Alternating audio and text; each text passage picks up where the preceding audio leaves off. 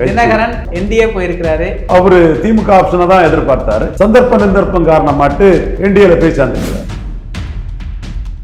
TTV Dinakaran வேண்டாம் அப்படின்னு attitude காட்டினதும் BJP தான். இப்போ வலிஞ்சு கூட்டிட்டு வந்திருக்கிறது பிஜேபி தானே. முக்குளத்தூர் ஓட்டு வராதுங்கிற ஒரு சூழ்நிலையில எப்படியாவது டிடிவியாவது கொண்டு வரணுங்கிறதுல டிடிவி அவங்க உள்ள எடுத்திருக்கிறாங்க. இந்த கட்சி டிடிவி ஓபிஎஸ் கையில வந்துடும் அண்ணாமலையுடைய வீதத்துல தான் அந்த ஓட்டு உளுந்து முக்குளத்தூர் எதிராக போனாங்க. 1-to-1 லைவ் டெலிகாஸ்ட் வைங்க, பாண்டிய வைங்க. நான் பாண்டிய கருத்து எல்லாம் கழிச்சு தொங்க போடுறேன், தலைகளை கட்டி தொங்க போடுறேன். பாண்டிய பொய் புரட்டு மாய்மாலங்கள் எல்லாத்தையும் அடிச்சு தூக்கி வீசுறேன். இந்த பொருந்தா கூட்டணி, எடுபிடி கட்டு, வலுக்கட்டாயமான கல்யாணம், கட்டாய கல்யாணம், இதெல்லாம்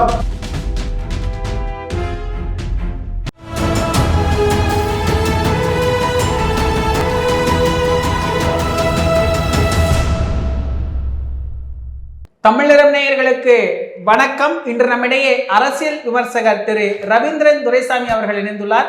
சார் வணக்கம். சார் வணக்கம் தம்பி, எப்படி இருக்கிறீங்க சார்? நல்லா இருக்கு தம்பி, நல்லா இருக்கீங்களா? ரொம்ப நல்லா இருக்கிறேன் சார்.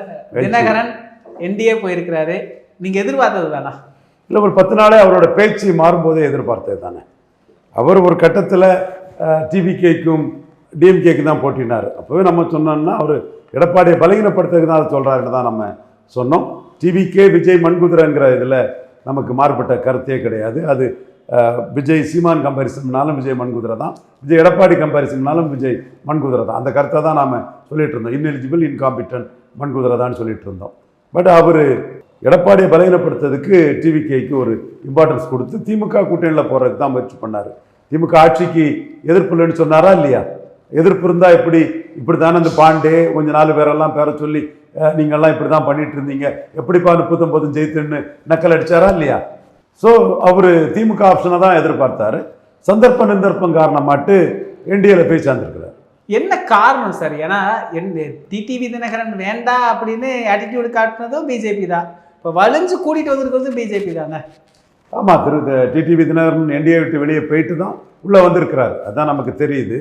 அமித்ஷா முயற்சி எடுத்து முக்குளத்தூர் வாக்குகள் சசிகலா, தினகரன், ஓபிஎஸ் 10.5 இந்த 4 விஷயத்திலையும் பாதிப்புங்கிற ஒரு ஐபி ரிப்போர்ட்.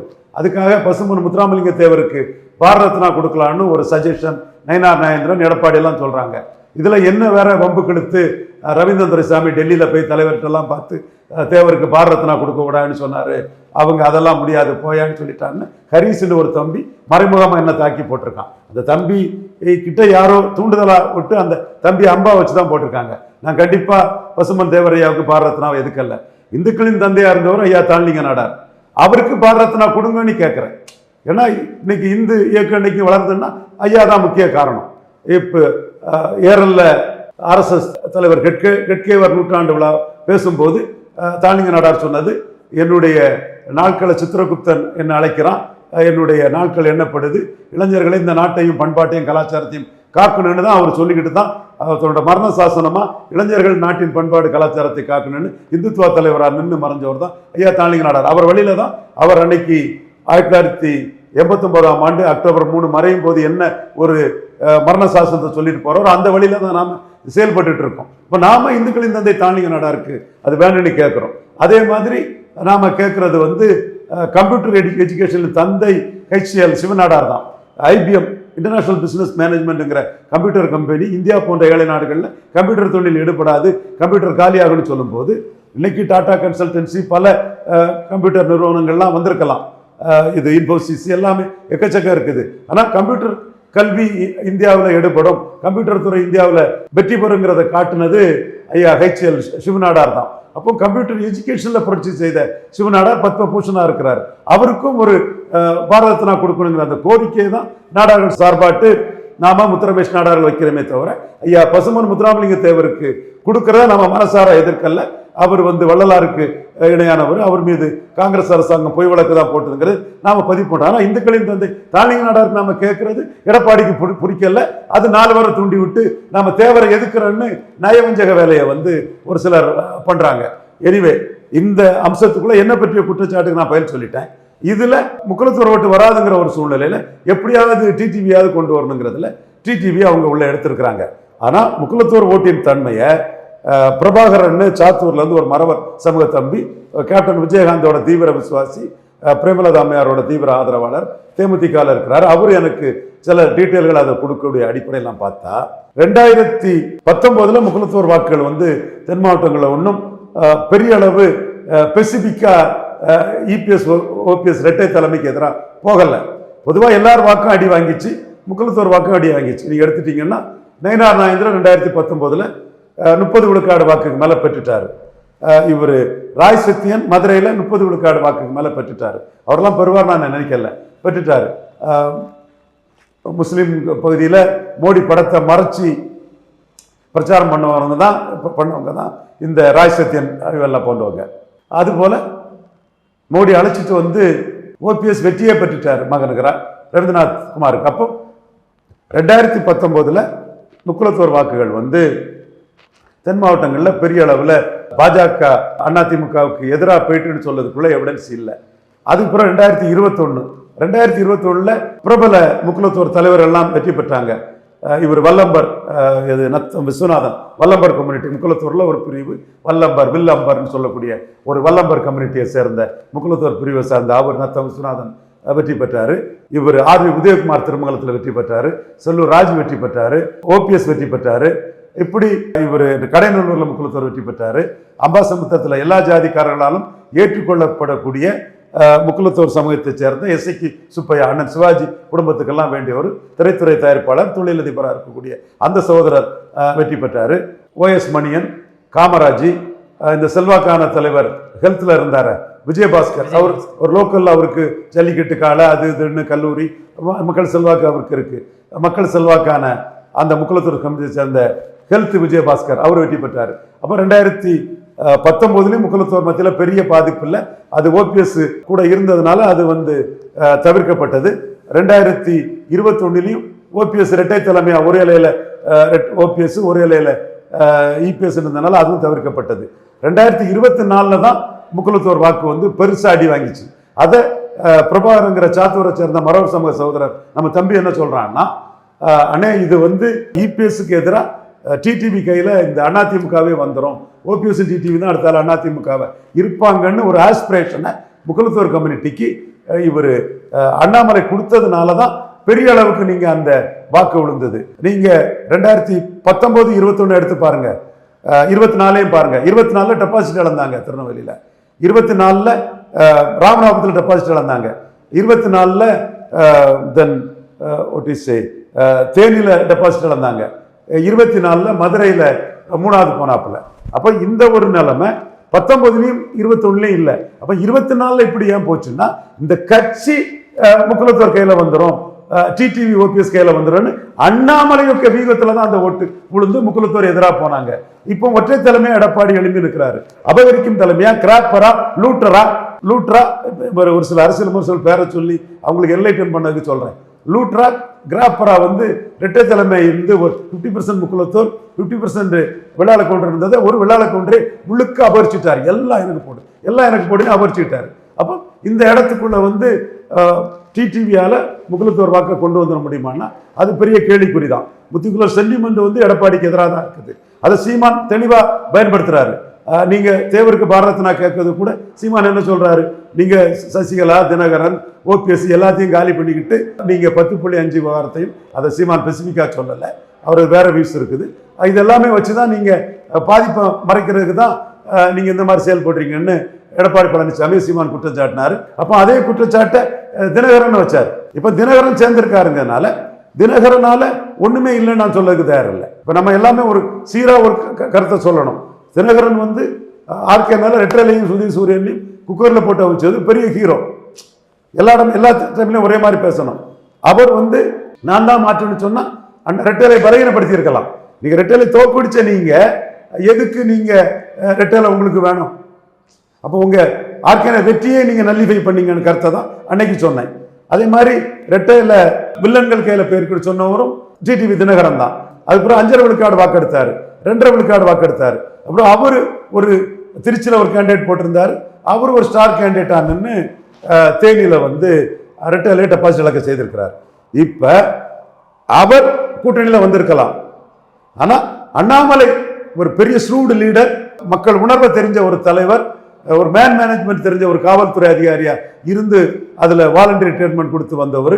அவர் முக்குலத்தோர் உணர்வை புரிஞ்சுக்கிட்டு 2024 பண்ணின அந்த அரசியல் உணர்வு முக்குலத்தோர் மத்தியில் அப்படியே கொழுந்து விட்டு எரிஞ்சிட்டு தான் இருக்குது.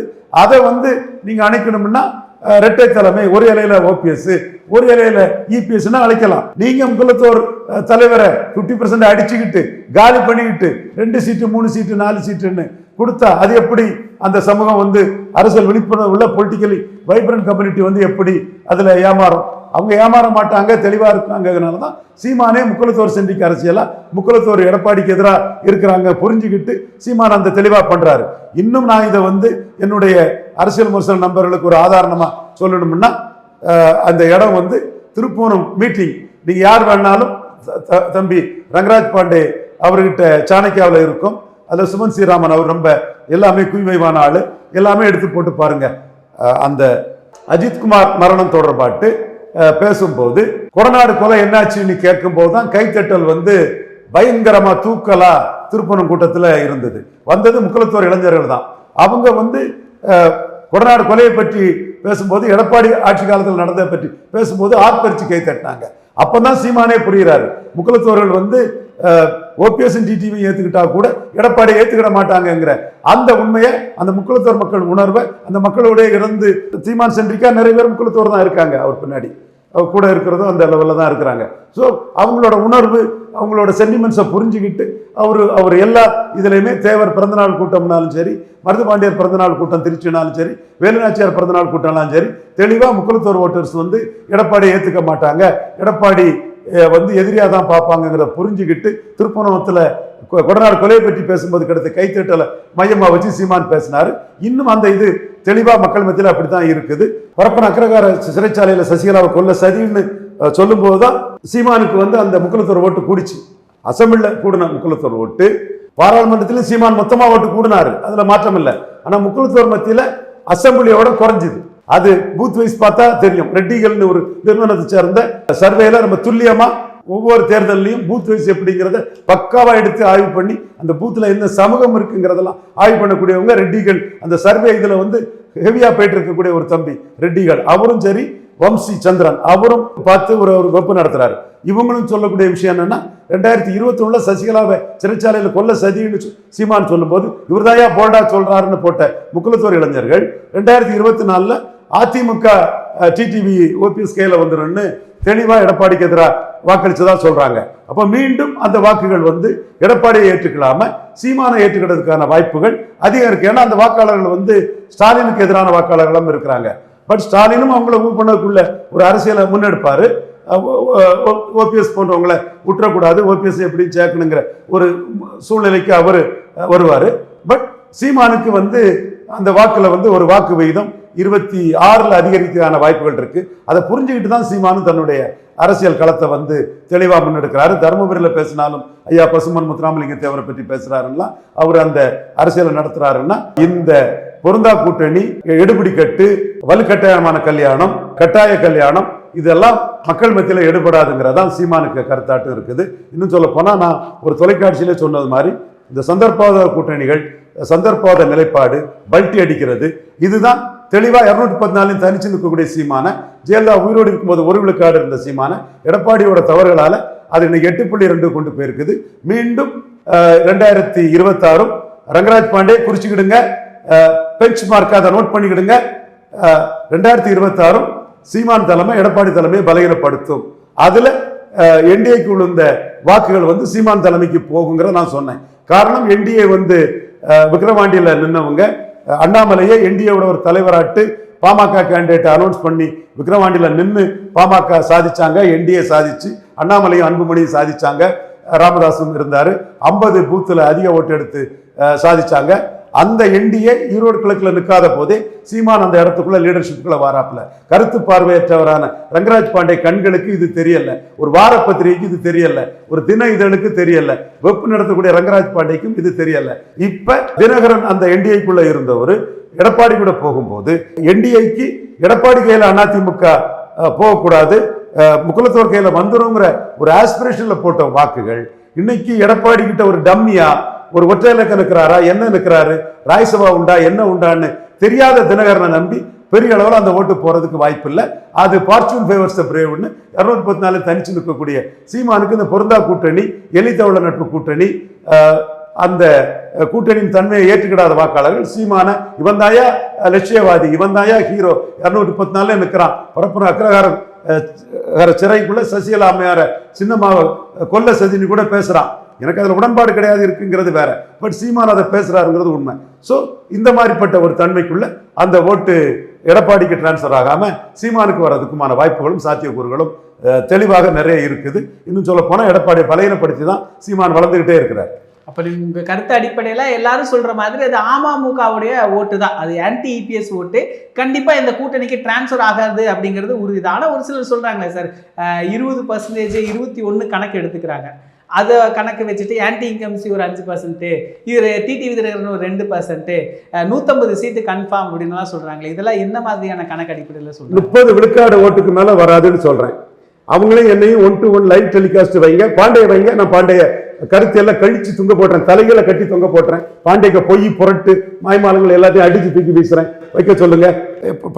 நிறைய பிராமண இளைஞர்களை என்ன ஆதரிக்கிறாங்க, உங்களுக்கு அதிக சக்தியை கொடுக்கணும் கடவுள் அப்படின்னு பிரார்த்திக்கிறேன்னு பிராமண சமுதாயத்தை சேர்ந்த ஆண்களும் பெண்களும் சகோதரிகளும் சகோதரர்களும் நம்மகிட்ட ஒரு மரியாதையோடையும் மதிப்போடையும் வந்து நம்மளை பாராட்டி கொண்டாடுறாங்க.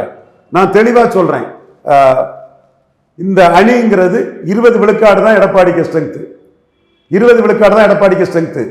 ஏன் நீ விளவங்கோட்டில் டெபாசிட் இழந்து 4வது போனிய, அதுக்கு எவனா பயில் சொல்லுப்பா. விளவங்கோட்டில் எடப்பாடி டெபாசிட் இழந்து 4வது போனாரு, சீமானோட கீழே போனாரு, பதில் சொல்லு ரங்கராஜ் பாண்டே, பதில் சொல்லு. சும்மா சொன்னா போனா அப்படியே மெயின்டைன் பண்ணிட்டு போன்னு வடிவேல் பாண்டிய ரங்கராஜ் பாண்டே கடைபிடிக்க கூடாது. பதில் சொல்லுங்க, விளக்கம் கொடுங்க உங்க வெப்ல. நான் ரங்கராஜ் பாண்டே சொல்றது ஒரு ஸ்ட்ராட்டஜிக்கலா தான் சொல்றேன், நம்ம சகோதரர் தான், கருத்து போய் சேரணுங்கிறது தான் தம்பி பேர நான் அப்படி சொல்லிட்டு இருக்கிறேன். அப்ப நீங்க புதுச்சேரியில சீமானுக்கும் பிஎம் கேண்டிடேட் கிடையாது, எடப்பாடியும் கிடையாது. எடப்பாடியா 4வது போனாரு, தென் மாவட்டத்தில் எடப்பாடி ஒரு 30,000 ஓட்டு, சீமான் இப்படி அதிகம் எடுத்தாரு. இதெல்லாம் மறைச்சிக்கிட்டு நீங்க அரசியல் விமர்சனம்னு அறிவு நாணயம் மற்ற முறையில் இன்டெலக்சுவல் டிஸ்ஆனஸ்டா போயிட்டு இருக்கிறீங்க. மீண்டும் நான் சொல்றேன், முக்குலத்தோர் ஓட்டு திமுகவை ஏற்றுக்கொள்ளக்கூடிய முடியாத முக்குலத்தோர் ஓட்டு எடப்பாடி தலைமைக்கு போகாது, அது வந்து சீமான் தலைமைக்கு போறதுக்கான வாய்ப்புகள் பிரகாசமாக இருக்குங்கிறதான் என்னோட கருத்து. நீங்க இப்போ விஜய் இல்லைங்களான்னு கேட்பீங்க. விஜய் 47 விழுக்காடு திமுக, 18 விழுக்காடு என்டிஏ, 23 விழுக்காடு அதிமுக அணி, 8 விழுக்காடு சீமா, 4 வரையும் பலகீனப்படுத்தி என்ன ஓட்டு வாராருங்கிறத 2026 நம்ம பார்த்துக்குவோம் விஜய. இது நடந்த விஷயத்தை தரவின் அடிப்படையில் ரங்கராஜ் பாண்டே போன்றவர்கள்லாம் போலியா பொய்யா இருக்காங்கிறத எக்ஸ்போஸ் பண்றதுக்காக இதை நான் சொல்றேன். நிச்சயமா முக்குலத்தோர் ஓட்டு வந்து எடப்பாடி தலைமைக்கு டிரான்ஸ்ஃபர் ஆகாது, அது பொருந்தா கூட்டணியா தான் இருக்கும். சீமான் அதுல பெனிஃபிஷரியா வருவாரு. 21 முக்குலத்தோர் ஓட்டு நல்லா வந்து சீமானுக்கு, 24 அண்ணாமலையோட அரசியல் சாதுரியமிக்க மிகத்தால டவுன் ஆச்சு. பட் ஓவரால் எல்லாம் மொத்த ஓட்டுல மேலே ஏறிட்டாரு. இப்போ வந்து மீண்டும் முக்குலத்தோர் ஓட்டுகள் வந்து தினகரனையும் ஓபிஎஸ்சியும் ஏற்றுக்கொண்ட வாக்குகள் வந்து ஒரு கணிசமான பகுதி வந்து சீமான் தலைமைக்கு போறதுக்கு வாய்ப்பு இருக்கு. சீமானும் அந்த அரசியல் நுணுக்கத்தை திருப்புவனம் கூட்டத்தில் அந்த மக்கள் வந்து ஆர்ப்பரிச்சு கைத்தட்டினதுல இருந்தே எடப்பாடிக்கு எதிராக இருக்காங்கிறத கொடநாடு கொலையை பற்றி பேசும்போதே அவங்க அதை வரவேற்றதுல இருந்தே தெளிவாக புரிஞ்சுக்கிட்டாரு. இந்த திசையில தான் இது பயணிக்கும். இதுல நீங்க சொல்றது வந்து 21 சொல்றீங்க. 21க்கு பிறகு 21 நடந்த எந்த சட்டமன்ற இடைத்தேர்தலையும் அதிமுக 3வது இடம் போகல, சில இடங்களில் வெற்றி பெற்றாங்க. ஆனா 24 அந்த விளவங்கோட்டில் ஏன் 4வது இடம் போச்சு? ஏன் 4வது இடம் போச்சு? விளவங்கோட்டில் நடந்த இடைத்தேர்தலில் பாராளுமன்றத்துக்கு விழுந்ததை விட தாரை கத்பட்டுங்கிற திமுக காங்கிரஸ் கூட்டணி வேட்பாளருக்கு அசம்பிளில் ஏன் ஜாஸ்தி போச்சு? அதே மாதிரி நீங்க 2019 இடைத்தேர்தலில் திமுக வந்து பாராளுமன்றத்தோட கூடுதல் வாங்கியிருந்துன்னு சொன்னா என் கருத்தை நான் பின்வாங்கிக்கிறேன் சகோதரர் ரங்கராஜ் பாண்டே, தரவுகளோட தான் நான் சொல்லுவேன். அப்போ நீங்க அந்த மாற்றத்தை உணரணும். இரட்டை தலைமை ஒற்றை தலைமை ஆனதுல 13 விழுக்காடு ஓட்டு அதிமுகவுக்கு அடி. அது ஒரு ஜாதி கட்சியாட்டு ஆகிட்டு, அபகரிக்கும் கட்சியாட்டு ஆயிற்று. இன்னைக்கு கூட எடப்பாடிக்கு ஒரு பிரதிநிதியாட்டு சி.வி. சண்முகம் ஐயா என் மேல வழக்கு தொடர்ந்திருக்காரு. அது அடுத்த மாசம் வருது. அந்த வழக்கை நான் சந்திக்க தயாரா இருக்கேன். நீதிமன்றத்திலே சொல்லுவேன், அது 2 ஜாதி கட்சி தான்.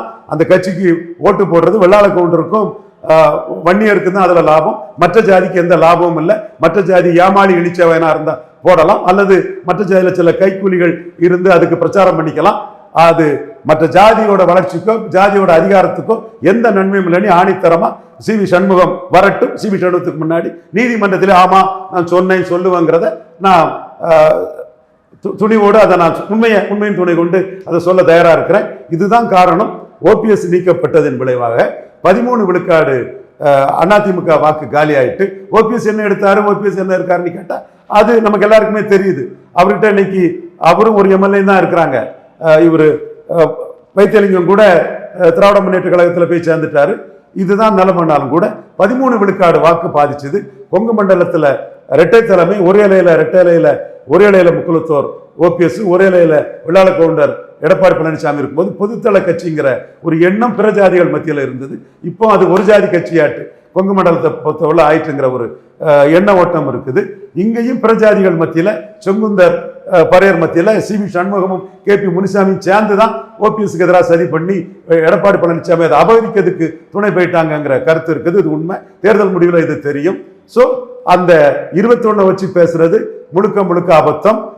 அப்படின்னா நான் மீண்டும் கேட்கிறேன், பிரைமினிஸ்டர் கேண்டிடேட் இல்லாத சீமானுக்கு கீழே 3 இடத்துல நீங்க ஏன் போனீங்க? சீமானோட 30,000 ஓட்டு தென் மாவட்டத்தில் குறைவா போனீங்க. ஸோ இந்த இடம் எடப்பாடி தலைமை வந்து பலகீனம் அடையுது. இப்போ என்னோட கணக்கு 20 விழுக்காடு எடப்பாடிக்கு இருக்குது. அது பார்லிமெண்ட்லேயே பிரைமினிஸ்டர் கேண்டிடேட் இல்லாம ஐயா எடப்பாடி பழனிசாமி எடுத்த ஓட்டு. வட தமிழகத்தில் ஸ்டாலினோட பெரிய தலைவர், வன்னியர்களின் பெருந்தலைவர். என்ன parliament election assembly election comparison ஏன்? சேலத்தில் 38 எடுத்தீங்க, திருநெல்வேலியில் 8 எடுத்தீங்க, 19லையும் 21 இப்படியா இருந்தது. மனச்சாட்சியோட சொல்லுங்க ரங்கராஜ் பாண்டே, மனச்சாட்சியோட சொல்லுங்க சுமன் ஸ்ரீராமன். 19லையும் 21 இப்படியா இருந்தது இல்ல. அப்போ இந்த இடத்துக்குள்ள வடபுலத்தில் அவர் வன்னியர்களின் பெருந்தலைவர் ஆயிட்டாரு. ஸ்டாலினை கூட சேலம், விழுப்புரம், சிதம்பரம், கள்ளக்குறிச்சி, நாமக்கல், தர்மபுரி இந்த 36 தொகுதிக்குள்ள ஸ்டாலினை கூட எடப்பாடியோட சின்ன தலைவர் தான். தமிழக அளவில் ஸ்டாலினுக்கு இணையான தலைவர் கிடையாது எடப்பாடி பழனிசாமி. தமிழக அளவில் ஸ்டாலினுக்கு இணையான தலைவர் கிடையாது எடப்பாடி பழனிசாமி. இந்த பகுதியில் எடப்பாடி பழனிசாமி ஸ்டாலினோட பெரிய தலைவராக இருக்கிறாரு. அப்ப இந்த மாற்றங்கள் எல்லாம் நீங்க சொல்லணும். தென் மாவட்டங்களில் எடப்பாடியோட 30,000 ஓட்டு அதிகம் வாங்கின நாம் தமிழர் இந்த பகுதியில் தன்னோட மாநில சராசரியை விட ஒரு 2 விழுக்காடு ஓட்டு குறைவாக தான் வாங்கியிருக்காங்க. 8 சராசரின்னா இங்க 6 தான் வருது, 6க்கு கீழே தான் வருது. ஸோ இந்த டிஃபரன்ஸ் வந்து நிற்காது, பொருந்தாது. என்னோட கருத்து 20 விழுக்காடு வாக்கு அதிமுகவுக்கு இருக்கு. அது வந்து பிரைமினிஸ்டர் கேண்டிடேட் இல்லாமல் எடுத்தது. இந்த அணிக்குள்ள பாஜக வந்து அவங்களுக்கு ஒரு டீசென்டான சீட்டு கொடுத்தா ஒரு 5-6% ஓட்டு டிரான்ஸ்ஃபர் ஆகும். எல்லா ஓட்டும் டிரான்ஸ்ஃபர் ஆகும்னா நான் சொன்ன மாதிரி 2 ரெட்டலைக்கு ஒரு தாமரை கொடுக்கலன்னா ஒரு 5% ஓட்டுக்கு மேல டிரான்ஸ்ஃபர் ஆகுதுக்குள்ள வாய்ப்புகளும் சாத்தியக்கூறுகளும் குறைவு. அப்போ ஒரு 6 விழுக்காடு ஓட்டு மோடி பிரதமருக்கு வந்த வாக்குகள் வந்து விழுவுன்னு எடுத்துக்கலாம். அது கூட இப்போ சீட்டு எண்ணிக்கை சொன்ன போறதான் என்னால் தெளிவாக சொல்ல முடியும். அண்ணாமலை மேல பற்றுதல் கொண்ட வாக்கு அது. அண்ணாமலை தலைவர் போஸ்ட்ல இருந்து நீக்கினது பாண்டே போன்ற காந்தாரிகளுக்கு வேணா மகிழ்ச்சியா இருக்கலாம். அந்த வாக்களிச்ச தொண்டர்களுக்கு வந்து பெரிய ஒரு வருத்தமான ஒரு விஷயம் தான். இன்னைக்கு நான் சொல்லுவேன், என்னைக்கும் சொல்லுவேன், டெல்லி தலைமைகிட்டையும் சொல்லுவேன், யார்கிட்டையும் சொல்லுவேன். எனக்கு அதுல மாறுபட்ட கருத்து இல்லை. உண்மை நிலையை மக்கள் உணர்வை நான் சொல்றேன். அப்போ அதுல இருந்து ஒரு 5 அல்லது 6% ஓட்டு தான் டிரான்ஸ்ஃபர் ஆகும். 26, 26 பாமக 4 விழுக்காடு ஓட்டுன்னு வச்சாலும் 3 விழுக்காடு ஓட்டு அங்கே டிரான்ஸ்ஃபர் ஆயிரும். தினகரன் எடுத்த ஓட்டு அப்படியே டிரான்ஸ்ஃபர் ஆகுன்னு சொல்ல முடியாது. கணக்கு போட்டாலும் 1 போட்டாலும் 30 விழுக்காடு. இன்னைக்கு 30 விழுக்காடு பலம் கொண்ட ஒரு அணியாதான் அண்ணா திராவிட முன்னேற்ற கழக எடப்பாடி பழனிசாமி தலைமையிலான அணி இருக்குது. இது யாரை விடவும் துல்லியமா தெரிஞ்ச ஒரு தலைவர் ஐயா Edappadi Palaniswami. Very practical politician. ராஜதந்திரின்னு அவரை நான் சும்மா சொல்லல, அவருக்கு இது தெளிவா தெரியும். பட் ஒரு போஸ்டர் கொடுப்பாரு, ஒரு ஃபேஸ் கொடுப்பாரு, பட் அவருக்கு யதார்த்தமா தெரியும். அதனாலதான் அவர் வந்து இந்த அரசியல் நிகழ்வுக்குள்ள தினகரனை ஜெயிக்கிறாரு, ஓபிஎஸ் ஜெயிக்கிறாரு. No sentiments, material politician. இதை நான் அன்னைக்கே சொல்லியிருப்பேன். கவுண்டர் பண்ணுவாரு. எய்தர் எடப்பாடியார் எலெக்ஷன், தினகரன் இப்படிதான் சொல்லுவாரு. இன்னும் 3 மாசம் ஆனாலும் இதைத்தான் சொல்லுவாரு தினகரன், ஆட்சி கவிழாதுன்னு சொன்னா இல்லையா? அதே மாதிரி ஐயா எடப்பாடி பழனிசாமிக்கு திறமையை நான் என்னைக்கும் குறைச்சி மதிப்பிடல. அவர் தினகரனை இது பண்ணிட்டாரு, ஓபிஎஸ் இது பண்ணிட்டாருங்கிறதெல்லாம் உண்மையான ஒரு நிலவரம் தான். பட் இந்த அணி வந்து இதனால உள்ள பாதிப்புகள் எல்லாம் அவரை விட்டு விலகாது. அந்த மக்கள் அதை ஏற்றுக்க மாட்டாங்கன்னு சொல்லும் போது இவருக்கு வந்து 20 விழுக்காடு இவருக்குன்னு விழுந்த ஓட்டு, பிஜேபி மூலம் ஒரு 5-6 விழுக்காடு ஓட்டு. அன்புமணி கான்ட்ரிபியூட் பண்ணுவார். ஏன்னா அது வந்து இயற்கையான நேச்சுரல் அலையன்ஸ் மாதிரி ஆயிட்டு. ஏன்னா அன்புமணிக்கு விழுந்த ஓட்டு 2016 ஸ்டாலினுக்கு எதிராக விழுந்த ஓட்டு. அதனாலதான் இப்போ ராமதாஸ் ஓட்டும் வருமா வராதாங்கிறதுல ஆண்டிமடம் சிவசங்கர் போன்ற, குறிஞ்சிப்பாடி பன்னீர்செல்வம் போன்ற திராவிட முன்னேற்ற கழக வன்னியர் அமைச்சர்களுக்கே ஒரு சந்தேகம் இருக்குது. ஸ்டாலினே அதை உணர்றாரு. திருமாவளவனை நம்ம அஃபெண்ட் பண்ணி 2011 விஷயம் மாறி போயிடக்கூடாதுன்னு நினைக்கிறாங்க. ஸோ இந்த ஓட்டின் தன்மை ஸ்டாலின் எதிர்ப்பு ஓட்டு தான். அது ஒரு 4 விழுக்காடுன்னு எடப்பாடி போன்றவங்களே கணக்கிடுறதா சொல்றாங்க. என்னோட கணக்கு ஓகே, அதுல அளந்து பார்க்காண்டாம். 4.3 எடுத்தாங்க, 4 விழுக்காடு ஓட்டுன்னு எடுத்துருவோம். அதை அந்த வாக்குல ஒரு 75% 3 விழுக்காடு வந்து அன்புமணி கூட இருக்கும், 1 விழுக்காடு கூட டாக்டர் ராமதாஸ் தான் இருக்கும். அதுவும் பாமக அந்த வாக்காளர் வந்து ராமதாஸ் செய்த அரசியல் பிழையால ஸ்டாலினுக்கு எதிராக அந்த ஓட்டை 2016 திருப்பினால இப்போ திமுகவுக்கு போனா டிரான்ஸ்பர் ஆகுமா, எலித்தவள நட்பாயிருமாங்கிற ஒரு கொஸ்டின் அங்க இருக்குது. ஸோ இந்த கட்டத்துக்குள்ள அன்புமணியால ஏற்கனவே எடப்பாடி ஸ்ட்ராங்கா இருக்கக்கூடிய இடத்துல அவருக்கு சீட் கன்வெர்ட்டபிலிட்டி வரும். அந்த ஒரு இடத்துல தான் வரும். சேலம், தருமபுரி, நாமக்கல், கள்ளக்குறிச்சி, விழுப்புரம், சிதம்பரம் போன்ற இடங்கள்ல வரும். இதுதான் யதார்த்த உண்மை. நம்ம துல்லியமா மைக்ரோவா இந்த கருத்தை முன்வைக்கிறோம். மற்றபடி ஒட்டுமொத்த தமிழகத்துல ஆவரேஜா 30 விழுக்காடு ஓட்டை எடப்பாடியால தாண்ட முடியாது. அப்படி 30 விழுக்காடு ஓட்டுன்னு வரும்போது வன்னியர் பெல்ட்டுக்குள்ள அது 40க்கு மேல கூட வந்துடும். ஆனா மற்ற இடங்கள்ல 30ங்கிறது குறைவா தான் வரும். ஸோ வன்னியர்கள் ஒரு மாதிரி ஓட்டு போடுறாங்க, நாடார்கள் ஒரு மாதிரி ஓட்டு போடுறாங்க, கள்ளர் மரவர் அகமுடியார் ஒரு மாதிரி ஓட்டு போடுறாங்க. இதெல்லாம் உண்மை வந்து ஏசி ரூமில் இருக்கக்கூடிய ரங்கராஜ் பாண்டே, சோமன் ஸ்ரீராமன் போன்ற என் மதிப்புக்கும் மரியாதைக்கூடிய தெய்வபக்தியும் தேசபக்தியும் உள்ள பிராமண சமூக சகோதரர்களுக்கு தெரியல, களம் தெரியல, கிரவுண்டு தெரியல. நாம கிரவுண்ட்ல இருந்து வந்திருக்கோம். இந்த உண்மையை அளந்து கரெக்டா சொல்றோம். எடப்பாடியால இன்னைக்கு இருக்கக்கூடிய இந்த அணியால 30 விழுக்காடு ஓட்டை தாண்ட முடியாது. சட்டமன்றம் வேற, பாராளுமன்றம் வேற தான். ஆனா 2024 பாராளுமன்றம் ஸ்டாலினை முன்னிறுத்தி தான் அந்த வாக்களை அவங்க பெற்றாங்க. தமிழ்நாட்டை காப்பாற்றிட்டோம், இந்தியாவை காப்பாற்ற போறோம்னு தான் பெற்றாங்க. ராகுலை முன்னிறுத்தி பெறல. எனக்கு ராகுலை ஏற்றுக்கொள்ள முடியாது. தமிழக மக்கள் 71 இருந்து இந்திரா காந்தி குடும்பத்துக்கு வாக்களிக்கிறத ஏற்றுக்கொள்ள முடியாது. அதை முன்னிறுத்தி ராகுலுக்கு ஆதரவா எம் நடராஜன் போனதை மோடி கிட்ட சொல்லி தான் நடராஜனை நம்ம கிராக் டவுன் பண்ணோம், சசிகலா அம்மையார. பட் அவங்களுக்கு அந்த செல்வாக்கு இருக்குதுன்னா இருக்குது. ராகுலை முன்னிறுத்தி 53 எடுத்த அந்த அணி ஸ்டாலினை முன்னிறுத்தி 47 தான் எடுத்தாங்க. கமல்ஹாசன் கூட வந்திருக்கிறாரு. அப்போ அந்த ராகுலுக்குள்ள அந்த பார்லிமெண்ட் வேல்யூங்கிறது வேற. இங்க 2024 பார்லிமெண்ட் எலெக்ஷன் மாதிரி நடக்கல, சட்டமன்ற எலெக்ஷன் மாதிரி தான் நடந்தது. அது ஸ்டாலின் முதல்வருக்கு ஸ்டாலினை முன்னிறுத்தி விழுந்த ஓட்டு. இதுதான் ராகுலுக்கே ஸ்டாலின் மேல சில கோபங்கள் இருக்குது. நம்மள பிரைம் மினிஸ்டர் கேண்டிடேட்டா சொல்லலையே அப்படிங்கிற வருத்தங்கள் இருக்குது. அதுக்கு தான் விஜயை வச்சு அந்த போர் பாலிட்டிக்ஸ் அவங்க பண்ணிட்டு இருக்கிறாங்க, பண்ணத்தான் செய்வாங்க ஒரு அரசியல் இயக்கத்துக்குள்ள. ஸோ இந்த 2021 கம்பேரிசன் பொருந்தாது, தேராது, ஒத்துக்கூடவே முடியாது. 2021 10.5 பிரேமலதா அம்மையார் எதிர்த்ததுனால ரங்கராஜ் பாண்டே வரலாறு மறுக்கக்கூடாது, அவங்களை கலத்தி விட்டாரு எடப்பாடி பழனிசாமி. அவங்க குறைவான ஓட்டு எடுத்தாங்க. அதே தேமுதிக 2024 பெரிய அளவுக்கு கேப்டன் விஜயகாந்த் சிம்பதியில அதிமுக தேமுதிக அணிக்கு வாக்கை டிரான்ஸ்பர் பண்ணாங்க. ஸோ அது வேற இது வேற. 2021 இரட்டை தலைமையா 33 விழுக்காடு வாக்கு வர்றதுக்கு ஒரு பொதுத்தள கட்சியாட்டு ஓபிஎஸ் இருந்தாரு. 24 அவர் ஒரு சீட்டு தான் நின்னாரு. ஸோ எல்லாத்தையுமே நீங்க 360 டிகிரியோட பார்க்கணும். சட்டமன்றத்தில் 6.8 எடுத்த சீமான் 2024 மக்களவையில் 8.2 உயர்ந்தாரு. ஸோ நீங்க 2019 மக்களவையில் எடப்பாடி அணி 30 விழுக்காடு வாக்கு எடுத்தது. 2023 மக்களவையில் எடப்பாடி அணி 23 விழுக்காடு வாக்கு தான் எடுத்தாங்க. அப்ப எவ்வளவு வித்தியாசங்களும் எவ்வளவு மாறுபாடுகளும் இருக்குது. ஸோ கடைசியா நடந்த மக்களவை தேர்தலுங்கிறது சட்டமன்ற தேர்தல் மாதிரி தான் நடந்தது. ஆட தெரியாதவா மேடை கோணால் மாதிரியும் இருட்டை கொண்டு ஓட்டு அடைக்காங்கிற மாதிரியும் ஹரிசு, ரங்கராஜ் பாண்டே, சுமன் ஸ்ரீராமன் போன்றவங்க எல்லாம் போலியான தகவலை சொல்றாங்க. நான் சொன்னது எவ்வளவு கரெக்டா இருக்குது, அவங்க சொல்றது எவ்வளவு கரெக்டா இருக்குது, நான் எப்படி உண்மையும் நேர்மையா தரவுகளோட சொல்றேங்கிறத அறிவார்ந்த தமிழ் சமுதாயம் அன்னப்பறவை போல உண்மையும் பொய்யும் பிரிச்சு பார்த்து புரிஞ்சுக்கிடுவாங்க நான் நம்புறேன். இதே போன்று நிகழ்கால அரசியலின் சாரம்சங்களை அரசியல் ஆளுமைகளின் நேர்காணல் வழியே தொடர்ந்து காண தமிழ் நிறம் வலையொலியை சப்ஸ்கிரைப் செய்யுங்கள். தங்களின் மேலான கருத்துக்களை கருத்துளை பெட்டியில் பதிவிடுங்கள். நன்றி, வணக்கம்.